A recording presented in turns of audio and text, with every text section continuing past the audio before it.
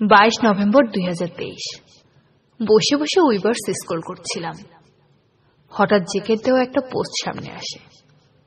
পোস্টটা পড়ার পর কেন জানি চোখের সামনে শুধু জেকে না, তেইহং, জিমিন আর নামজনের মুখটাও ভেসে উঠল। পোস্টটা ঠিক এরকম ছিল যে, এটা ইতোমধ্যেই নভেম্বরের শেষের দিকের খুব ঝড়ো হাওয়া।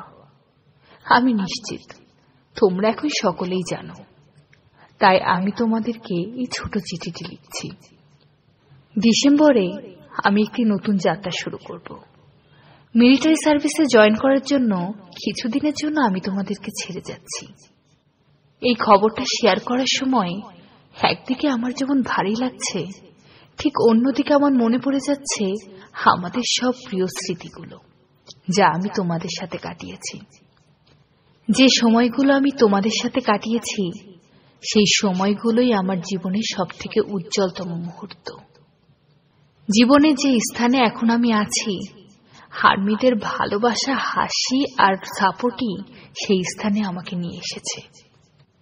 তোমাদেরকে ধন্যবাদ আমার স্বপ্নগুলোকে সাপোর্ট করার জন্য আর আমার সঙ্গে নিঃশব্দে পথ চলার জন্য।